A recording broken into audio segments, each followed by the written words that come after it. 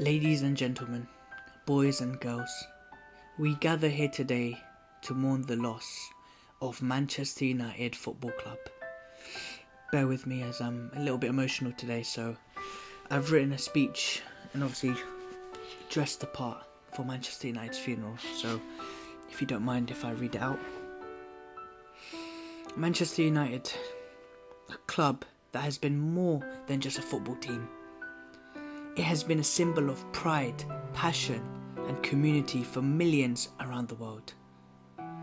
Once a titan of the game, adorned with trophies and legendary players, Manchester United has faced a decline that many of us never thought was possible. As we reflect on its glorious past, we remember the iconic moments that brought joy to our hearts, thrilling victories, unforgettable matches, and the unwavering spirit of its supporters. Yet, as we stand here today, we must acknowledge the challenges that have led to us to this moment. The struggles on the pitch, the management issues, and the disconnect with the fans have all contributed to the fading of the once great legacy. While we mourn the current state of Manchester United, let us also celebrate the memories and the impact it has had on our lives. May we hold onto the hope that one day, the spirit of this great club will never rise again, bringing no joy and excitement like we once knew. Rest in peace, Manchester United Football Club. You will always stay as far away from our hearts as possible. Wow. Very emotional. Very emotional. But yeah, I'm here to talk to you guys today about Manchester United losing 1-0 to Tottenham Hotspur. 1-0. Another defeat, another Almerim defeat. It just never ends. It just never ends. But let me start off by saying this. Manchester United fans, one thing I will say, as I've got here on the wall, my pride and joy, I think it's time to bring it back. You remember Erik ten Hag? You remember all the Ride the Storm stories? I think it's time to bring it back. Ride the Almerim storm. Ride it one final time. Pause. Make sure you guys like and subscribe. And let's get straight into talking about the downfall of Manchester United. I think I'm going to drop the attire now. I think I look quite smart, but I want to get comfortable. I want to sit back, relax, and really talk about what happened today. What happened? So let me get comfortable. Change my outfit. Much better now. Alright. Now that I'm comfortable, let me talk to the fans directly. You Man United fans at home, sitting, listening to what I have to say, yeah? Remember all the talk that you guys have had all season, yeah? For every loss that Chelsea had, you want to be the first to message. You want to be there first to say, oh, Chelsea lost. Oh, Chelsea's done this. Oh, Chelsea's done that. What about you guys? What about you guys? You guys are currently 15th place. 15th place in the league. You went from 14th before the game to 15th. It is February. Currently 16th of February. I'll be posting on the 17th of February. And you're 15th place. Manchester United, 15th. Not even 30 points in 25 games. You want to talk about Chelsea losing? When we're having a horrible season, we're 6th place. Oh, sorry. How can I talk? How can I talk when I'm in 6th place, huh? Way above you guys. I have to scroll down. I have to scroll up and down looking at my club and your club. You guys, if it weren't for Ipswich, if it weren't for Leicester and Southampton being so bad, I promise you guys would be relegated. And even Wolves, if Wolves went unlucky today against Liverpool, they would have been closer to you guys. And hey, watch your back. Watch your back.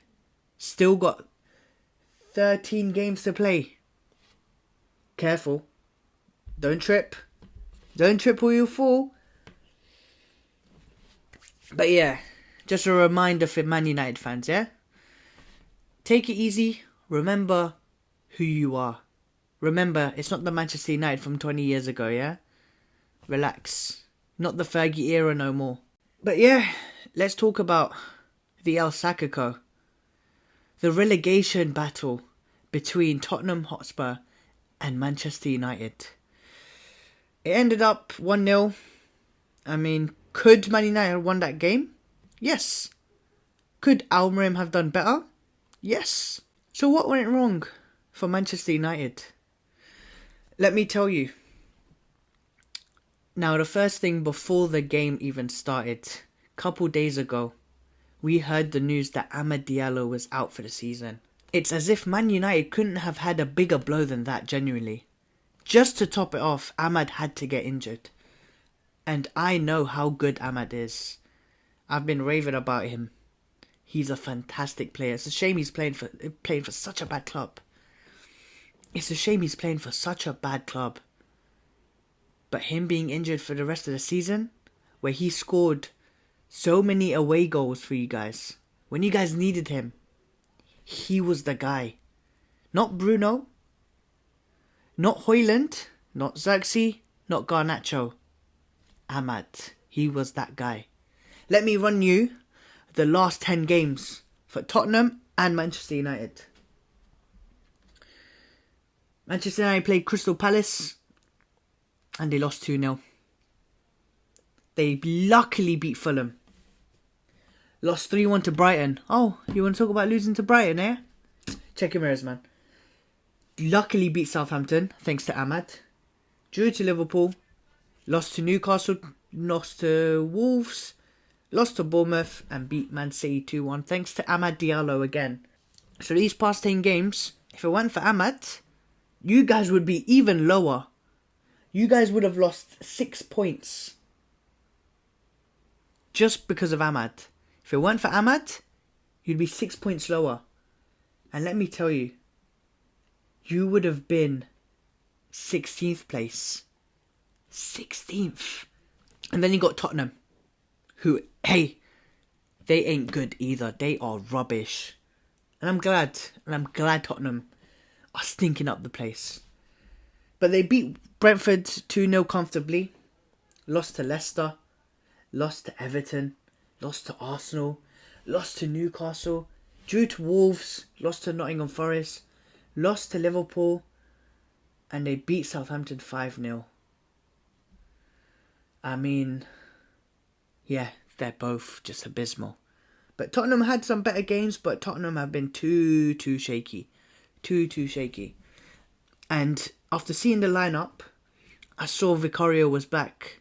And I can't lie, when I saw Vicario was back, I thought, you know what? Tottenham may have a chance now. Tottenham may have a chance. But it wasn't Vicario that saved them. It was Garnacho that saved Tottenham. It was Højlund that saved Tottenham. They were abysmal. If Chelsea bought Garnacho for 75 million, hey, I would quit YouTube. I just started YouTube and I would quit it today. Because I can't lie, that guy, he's dead, man. He's dead. He can't finish. I think he needs to leave Manchester United, go to a different country, like the Italian League, the Spanish League maybe, the French League, just to gain a bit of confidence, polish some skills, and yes, maybe he might be a much better player. But at Manchester United Football Club, absolutely not. He is abysmal. Almiron, Mr. Ruben Almiron, 8 losses in 12 games. Comfortable conversations. Now, I have one thing, and I'm sure you Man United fans can agree. Do you blame the owners? Yes. Do you blame the players? Yes. Do you blame the manager? Yes. They all play a part in how bad Manchester United are. And don't get me wrong, Chelsea ain't far from that situation, but we're just obviously better. We ain't losing as many times as you have. But today, Almiron made no substitutions until the 91st minute. Are you mad? Are you stupid? You have, yeah? Let me bring it up. Man United had so many youngsters on the bench. The only senior player was Victor Lindelof. The rest of them were all youngsters. And you're telling me, if there's one club in the world where a rubbish situation brings the best out of youngsters, it is Manchester United. Rashford, Martial, Garnacho, Diallo. Don't think these 4 players, I mean, I'm sure there's plenty of other names as well, but let me bring you those 4 in particular. They didn't play because the manager thought, you know what, you're excellent, let's bring you on. No, they brought on because they needed something. They needed a spark. They needed something new. And what did they do? They performed. So why not do the same? You're losing 1-0 against Tottenham. They're bringing on changes. 5 changes by the time you've made your 1. Do you know how crazy that is? You're telling me you waited 90 minutes to say, you know what? Let me bring on this kid to change the game. To me, that's criminal. And to me, especially the performance that I saw from some of these Manchester United players, abysmal. Dalot couldn't finish his dinner. Højlund, oh my god. I rate Xerxes a little bit. I still think he's dead, but you know what? He has good qualities. I think in a different team, he will stand out. Like maybe in Arsenal. Imagine him in the Arsenal team where the wingers are actually doing stuff. I mean, when the wingers are actually fit. Garnacho, nah, ain't it. But those players, you look at them and think, they ain't good enough. Let me switch it up. What have I got to lose? I'm already 14th place. What have I got to lose? Just bring them on. It'll give them a bit of experience, which they'll never ever get again. If not, they'll get it this season and that's it. Or you just wait till the 90th minute, till it's game over, for you to make a change. And that's exactly what he did. So no Man United fan can turn around and tell me that Almiron has no part in this. I do feel sorry for him. He has come into a rubbish United side with absolutely nothing. The players are horrific. The owners are horrific. But at least with what you've got, make the most of it. That's what managers do. And speaking of a manager that has nothing and made the most of it, David Moyes came back. He came back to Everton. And let me give you a stat. Moyes has obtained, I'm going to use the word obtained 13 points in 6 Premier League games. In comparison to Almiron, 14 points in 14 Premier League games. And I know if we go band for band, Manchester United team versus Everton's team, come on. Don't be shameless. Don't tell me Man United's squad ain't better than Everton's. And yet, look what he's done. He's made the most of what he's got. He's made Beto into a top half striker. Top half of the league striker. And yet, Almiron, the one question I've got for you. Who have you developed under your tenure? Who have you developed? Uncomfortable conversations. Garnacho missing a huge opportunity for Manchester United to turn the game around. And like I said, God forbid Chelsea sign him. God forbid Chelsea stay away. Please stay away from them. Stay away from that club. Because you've already given us one controversial winger. And I say controversial because I can't lie. I still got a bit of hope. But that hope is fading. But Manchester United's finishing has been appalling. I'll be honest. They have been appalling when it comes to finishing. You didn't score any goals at the Tottenham Hotspur Stadium. As Say TV calls it, he's called it a brothel. He called Tottenham Hotspur Stadium a brothel where everyone comes and scores. And yet, the one club, Manchester United, couldn't score. They couldn't score one goal. So yeah, huge concerns for Manchester United, especially now that they got Everton. Everton next, David Moyes next.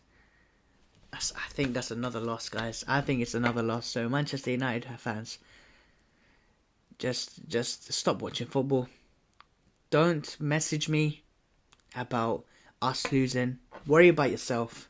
Check your mirrors, yeah? Just look at both mirrors and check them. Make sure they're clean so you can see behind you. Because I can't lie, Wolves are behind you. They will catch up. And God forbid you guys get relegated. God forbid. But Tottenham, let's give them a bit of credit. Let's give Ange a bit of credit. Because it wasn't the best of games for them. I will be honest. It wasn't the best of games, but it was good enough. Tell showing a bit of promise. Could be finishing a bit better, but... And again, he has come into Tottenham, so, you know, we'll let him ease into the Premier League a little bit. Jed Spence, my man of the match. He was class.